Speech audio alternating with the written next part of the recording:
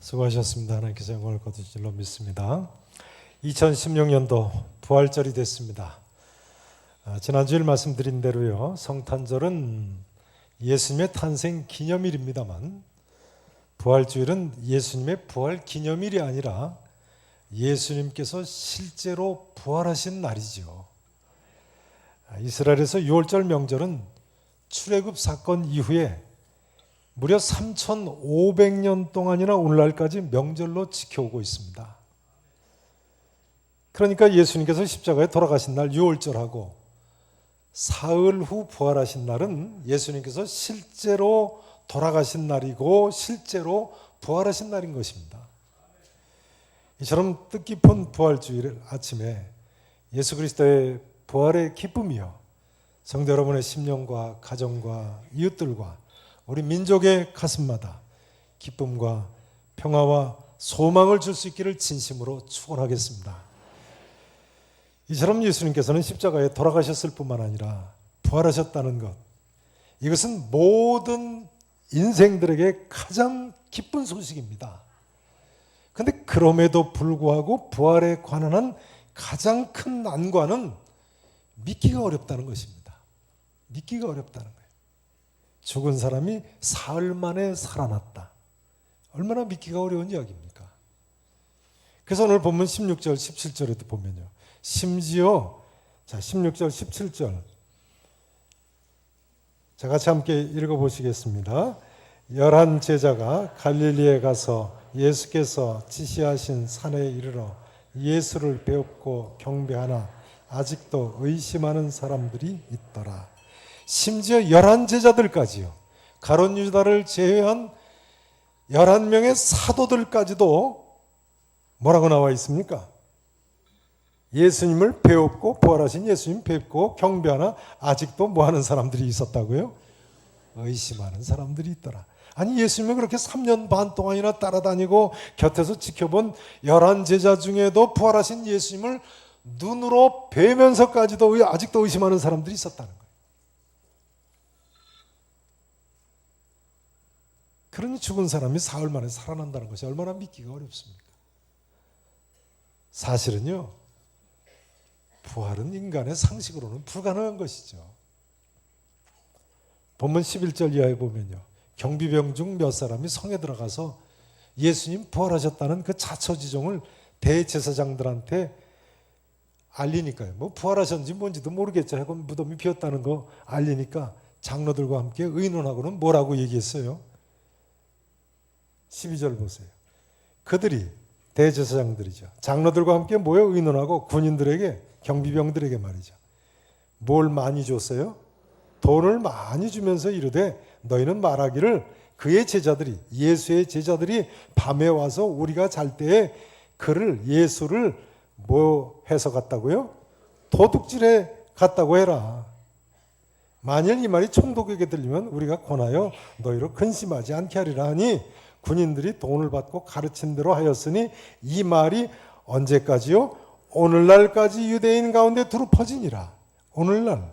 그러니까요, 마태가 이 마태복음을 쓸 때까지 유대인 가운데 그런 소문이 퍼졌다는 거예요. 예수의 제자들이 밤에 와서 경비병 잘 때 그 시신을 도둑질해 갔다고. 인간들이 이처럼 예수님 부활의 사실을 믿지 못하기 때문에 역사상 예수님의 부활을 믿지 않는 수많은 억측들이 있었습니다. 다 이단적인 주장들이죠. 그 중에 대표적인 하나가 바로 지금 보신 밤에 제자들이 와서 예수님 시신 도적질해 갔다는 거예요. 그러나 생각해보면 생각할수록 그럴 리는 절대로 없습니다. 그렇지 않습니까? 경비병들이, 제자들이 그 큰 돌을 굴리고 시신을 꺼내가는 걸 그렇게 모르고 다 잠잘 수가 있습니까? 만에 하나라도 제자들이 예수님 시신을 훔쳐가는데 성공했다고 해보죠. 그러나 제자들이 너희가 생명의 주를 죽였도다, 그러나 하나님이 죽은 자 가운데서 다시 살리셨도다, 우리가 다 일의 증인이로다 하면서 외치고 다녔는데요, 그렇게 외치면서 옥에도 갇히기도 하고 순교까지 하고 예수님 부활했다고 했는데 그게 있을 수 있는 일입니까?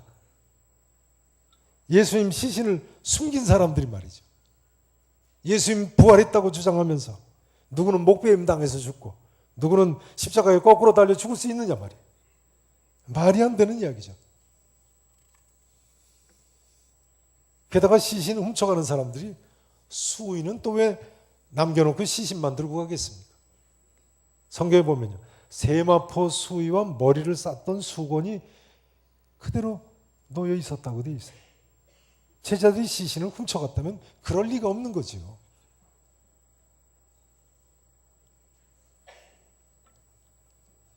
예수님의 부활하심을 믿지 않는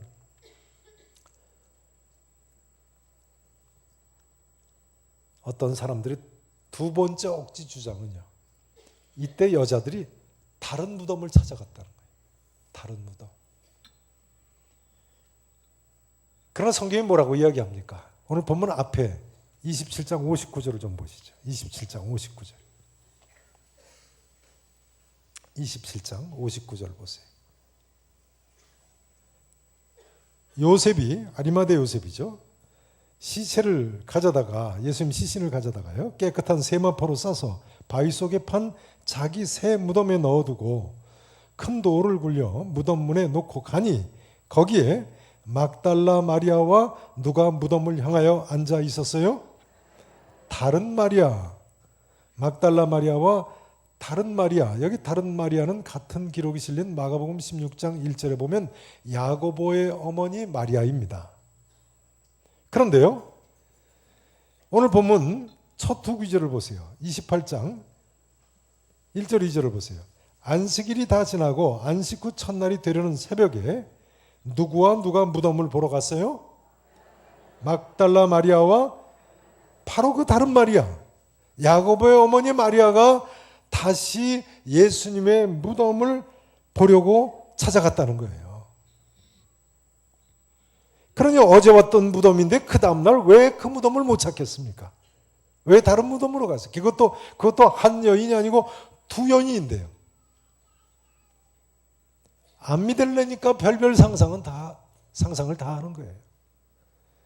무엇보다도 만일 이 두 여인이 다른 무덤을 찾아갔다면요, 왜 주의 천사가 하늘로부터 내려와서 돌을 굴려내고 그 위에 앉아 있겠습니까? 그리고 그 천사가 뭐라고 이야기했다고요? 너희는 무서워하지 말라. 오늘 본문 5절에 보니까 십자가에 못 박히신 예수를 너희가 찾는 줄을 내가 아노라. 그가 여기 계시지 않고 그가 말씀하시던 대로 살아나셨느니라 하면서 뭐라고 이야기했습니까? 따라서 하시죠. 와서 그가 누우셨던 곳을 보라. 그러니까 이 여인들이 다른 무덤 찾아간 거예요, 아니에요? 무슨 말을 하는 거예요? 믿지 못하는 것일 뿐이지요. 예수님의 부활을 믿지 않는 사람들의 세 번째 억측은요, 예수님이 실제로 십자가에서 돌아가신 것이 아니고 제자들이 예수님의 환상을 본 것일 뿐이라고 주장하는 사람들입니다. 제자들이 예수님의 뭘 봤다고요? 환영설 또는 가현설이라고 합니다. 환영설, 환영을 봤다는 거예요. 가현설, 거짓 가짜, 나타날 현자 해서 가현설이라고도 합니다. 기독교 역사상 자기가 믿는다고 주장을 하면서도 이렇게 제 마음대로 믿는 사람들이 많았어요. 소위 영지주의자라고 불리는 사람들이 대표적인 경우죠. 환영설, 가현설을 믿은 사람들. 영지주의자들은요, 인간의 몸은 더럽고 악한 것이라서 예수님이 인간의 몸을 입고 오실 리가 없다고 주장을 했습니다. 그러니까 예수님께서 십자가에 돌아가신 것도 사실은 제자들이 환영을 본 것일 뿐이라는 주장. 그러니까 예수님께서 실제로 십자가에서 고난을 당하실 리도 없는 거죠. 이 사람들은요, 오늘 본문 17절에 나오는 예수님을 배웠고 경배를 하면서도 의심하는 제자들, 바로 이런 사람들의 원조격입니다. 보면서도 왜 의심하겠어요? 이게 환영인가? 이게 헛것 보이는 게 아닌가? 그렇게 생각하는 거죠. 그러나 성경이 뭐라고 이야기합니까, 여러분? 요한복음 21장에 보면요, 부활하신 예수님께서 갈릴리 바다에서 물고기 잡던 제자들에게 나타나셔가지고는 숯불 위에 생선과 떡을 굽고 계셨다는 거예요. 그러다가 지금 잡은 생선을 좀 가져오라고 하시더니 생선을 가져오니까 더 구우셔가지고 제자들에게 그 떡과 물고기를 가져다 주셔서 먹게 하셨다는 거예요. 그러니 헛것이 보인 것이 아니죠. 사도 요한이 뭐라고 했습니까? 말씀이 육신이 되어 우리 가운데 거하시니, 우리 가운데 뭐 했다고요? 육신이 돼서 거하셨다고요. 우리가 그의 영광을 보니 아버지의 독생자의 영광이라고 했습니다. 히브리서 저자는요, 히브리서 11장 15절에서 예수님은 우리의 연약함을 동정하지 못하실 리가 아닌데 모든 일에 우리와 똑같이 시험을 받으신 이시기 때문이라고 했어요. 우리와 똑같이 고난을 받으신 분이세요. 하여간 사람들이 예수님 부활을 믿지 못해서 기독교 역사상 별별 억측이 다 있습니다.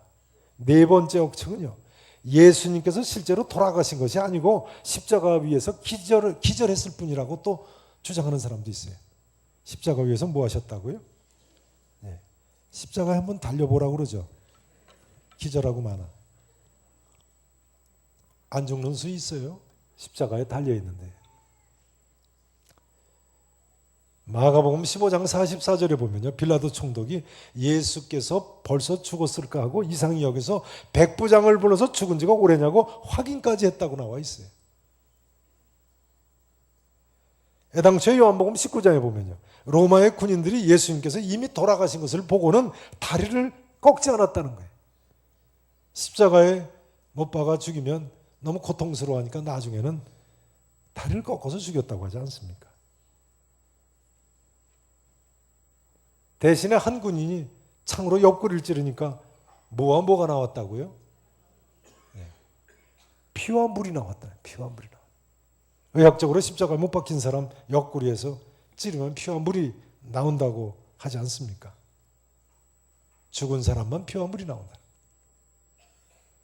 게다가 요셉과 니고데모가요, 예수님 시신을 십자가에서 내려다가 요한복음 19장 39절에 보면 모략과 침향을 섞은 향품 100리터라쯤 가져다가 유대인 장례법대로 그 향품과 함께 세마포로 싸서 바위 속에 판 자기 쇠무덤에 넣어두었다고 나와 있는데요, 100리터라면 향품 34, 35kg쯤 되는 많은 양이라고 합니다. 시신에 34, 5kg 향품을 발랐다는 것은 당시에 왕족의 장례식에 쓰는 정도의 많은 양이라고 합니다. 요셉은 부자 공회원이었으니까요. 오늘날로 치면 국회의원이었으니까요. 니고데모도 요한복음 3장 1절에 나와 있는 대로 유대인의 지도자였으니까 가능한 이야기죠. 그러니 예수님의 시신에 그 34, 5kg이나 되는 많은 양의 향품을 바르던 요셉과 니고데모가 예수님이 돌아가신 분인지 기절하신 분인지 구분도 못하고 발랐겠습니까? 로마 군인들이나 아리마대 요셉이나 니고데모나 백부장이나 빌라도 총독이나 결과적으로는 다 예수님께서 돌아가셨다는 사실을 확증해 주고 있습니다. 뿐만 아니라 여인들은 여자가 굴릴 수도 없는 그런 큰 돌로 임봉을 하고 문 밖에 경비병들이 지키고 있는데 기절한 사람이 깨어나서 남몰래 그 큰 돌 굴리고 어떻게 나올 수 있겠습니까? 무엇보다도 제자들이 유대인들 두려워해서 모인 곳에 문도 닫아 잠그고 있었는데요, 기절했다 깨어난 사람이 어떻게 닫은 문 안으로 걸어 들어가겠어요? 기절했다 깨어난 사람이 예수님처럼 승천할 수 있겠습니까? 그러니까 예수님은 십자가에 기절했다 깨어나신 것은 분명히 아닙니다. 누가 뭐라고요?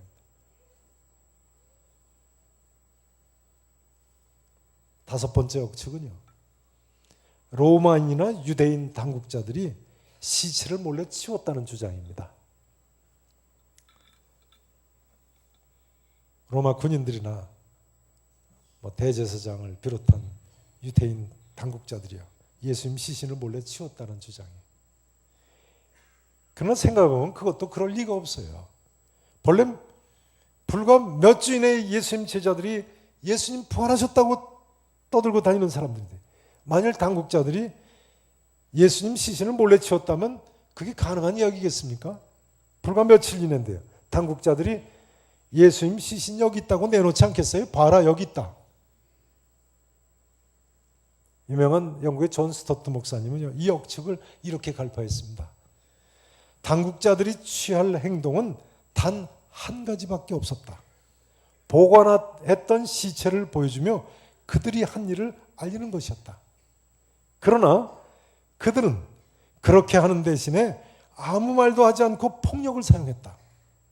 그들이 만일 그리스도의 시체를 가지고 있었다면 이 모든 일은 전혀 불필요한 것이었다. 공감하십니까? 그리고는 존 스토트 목사님이 이렇게 이야기하고 있습니다. 잘 들어보세요. 당국자들의 침묵은 사도들의 증언만큼이나 부활에 대한 웅변적인 증거다. 공감하십니까? 틀림없어요. 성도 여러분, 예수님은 분명히 부활하셨습니다. 십자가에 못 박히신 예수 그리스도는 분명히 죽은 자 가운데서 3일 만에 부활하신 분이십니다. 오늘 본문에 보시듯이 얼마나 많은 증인들이 있습니까? 따라서 하시죠. 분명히 부활하신 예수님. 분명히 부활하신 예수님. 성경 기록에 의하면요, 예수님께서는 적어도 10차례 이상 나타나셨습니다. 맨 처음 막달라 마리아에게 나타나셨습니다. 두 번째로 무덤으로 새벽에 같이 찾아간 여인들에게 나타나셨습니다. 세 번째로는 베드로에게 나타나셨습니다. 여인들의 증언을 듣고 베드로가 달려가죠. 네 번째로는 엠마오로 가는 두 제자에게 나타나셨습니다. 다섯 번째는 다락방에 모인 10 제자에게 나타나셨습니다. 10 제자죠. 가룟 유다가 없고 의심 많은 도마가 없을 때죠. 여섯 번째로 도마를 포함한 11 제자에게 나타나셨습니다. 일곱 번째로 500여 형제에게 일시에 나타나셨습니다. 여덟 번째로 고린도전서에 보면 예수님 동생 야고보에게 나타나셨다고 15장에 나와 있습니다.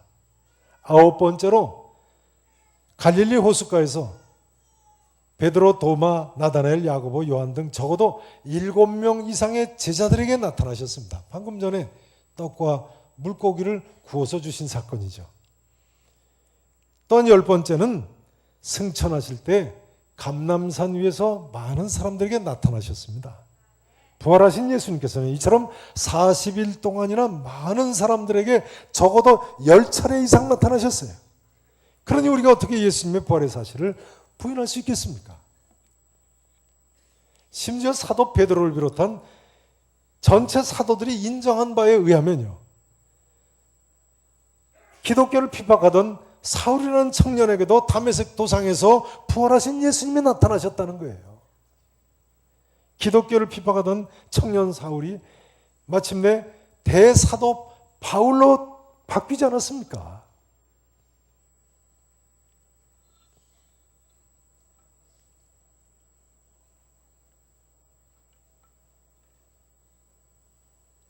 우리도 이 부활의 사실을 믿어야 되겠습니다. 부활의 사실을 믿지 않으면요, 사실은 우리의 믿음이란 하나도 없는 거나 마찬가지입니다.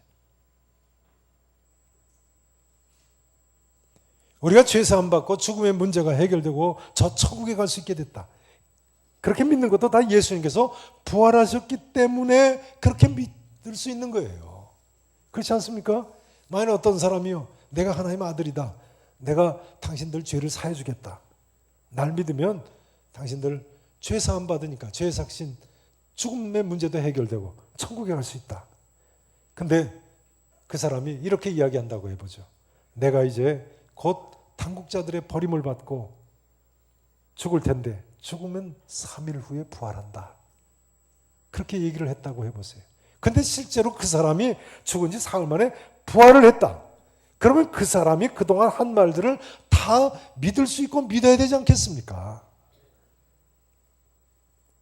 예수님이 부활하신 것을 믿는 사람은 예수님 하나님의 아들이시라는 것도 믿을 수 있고, 예수님이 내 죄를 사해 주셨구나, 그 사실도 믿을 수 있고요. 그래서 내가 죽음의 문제가 해결되고 이 다음에 천국에 갈 수 있겠구나, 그 사실도 믿을 수 있는 거죠.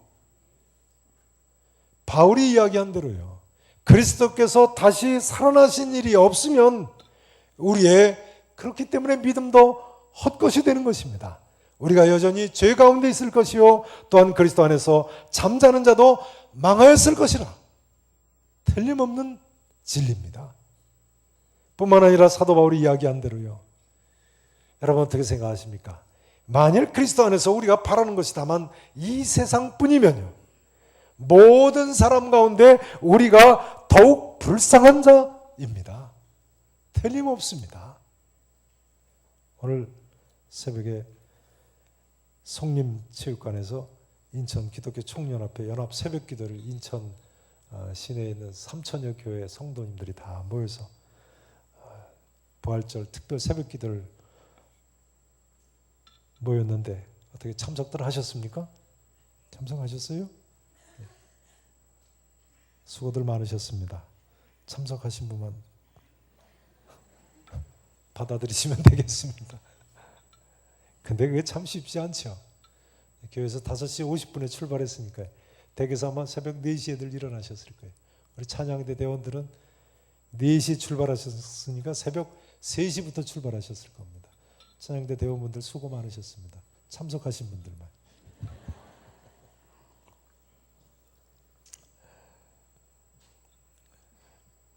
새벽부터 그렇게 일어나서 참석하기 어려우니까요. 한 분이 그러시더라고요. 예수님께서 왜 새벽에 부활하셨는지 모르겠다. 그러고 보니까 그래요. 만약에 낮에 부활하셨으면 그렇게 새벽부터 출동할 이유가 없는데요. 그러나 여러분, 예수님의 부활을 목격한 이 여인들이요, 그날 밤에 잠을 제대로 잤을까요? 예수님이 십자가에 못 박혀 돌아가시는 데까지 따라가고, 또 빈 무덤에 요셉과 니고데모가 모실 때 그 빈 무덤을 향하여 통곡을 하며 앉아 있었던 여인들인데요, 그날 밤에 집에 돌아가서 제대로 잠을 잤을까요? 아마 꼬박 샜는지도 모르겠습니다. 그리고 그 다음 날이 새기 전에 예수님 무덤을 향해서 갔겠죠.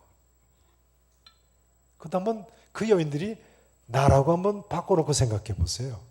이게 쉬운 일이 아닙니다. 지금 이 여인들 새벽에 왜 가요? 빈 무덤 속에 들어가서 예수님 시신을 향품을 발라주기 위해서 가는 거예요. 나 같으면 무서워서 가겠습니까? 우리 여성도님들 한번 대답해 보세요.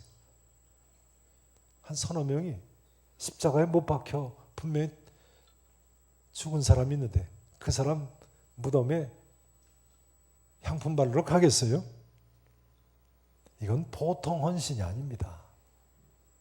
그 정도 헌신하는 여인들이니까 부활하신 예수님께서 인류 역사상 최초로 나타나신 거예요, 그들에게. 또 그들이 인류 역사상 최초로 부활의 첫 증인이 된 줄로 믿으시기 바랍니다.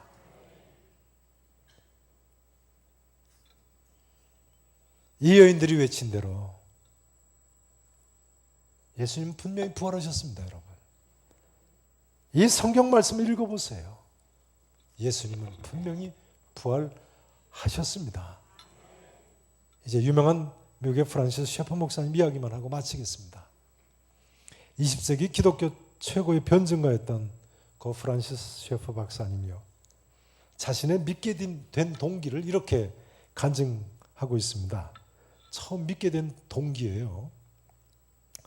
이렇게 쓰고 있습니다. 나는 불가지론자가 되고 나서, 그러니까 청년 때 이 셰퍼 박사가 한때는 불가지론자였던 거예요. 하나님은 살아계신지를 분명히 인간으로서는 알 수가 없다 하고 확신하는 사람들이죠. 불가지론자는요. 하나님 살아계신 것 인간이 알 수 없다. 아무튼 불가지론자가 되고 나서요, 이렇게 쓰고 있어요. 당시 내가 읽고 있던 히랍 철학책과 성경책을 대조해 보기 위해서 비로소 처음으로 성경을 읽기 시작했다. 뭐와 뭘 대조해 보기 위해서 성경을 읽기 시작했다고요? 히랍, 헬라의 철학책하고 성경책을 대조해 보기 위해서요. 셰퍼는 이렇게 쓰고 있습니다. 나는 성경을 진지하게 읽어갔다. 그 다음 말씀이 중요합니다. 잘 들어보세요.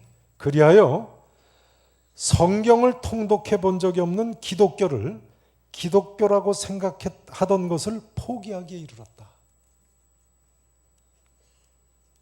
다시 한번 들어보세요.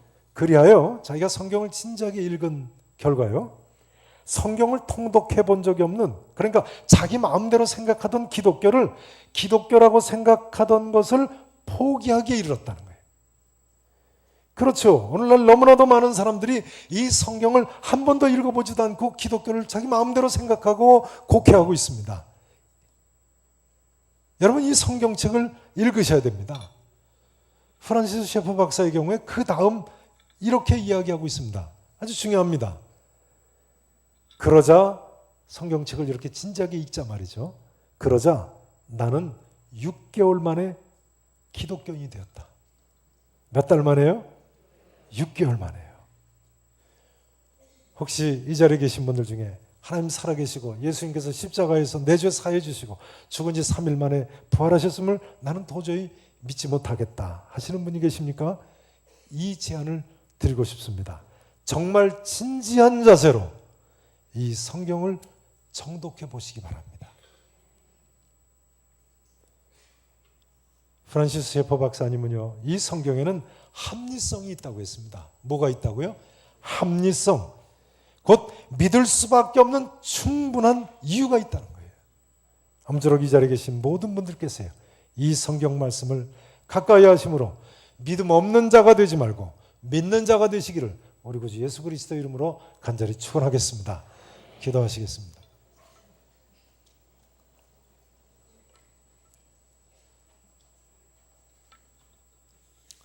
전능하시고 분명히 살아계신 우리 아버지 하나님, 우리 같은 사람들을 위해서 이처럼 대사를 행하셨습니다. 자기 아들을 보내시고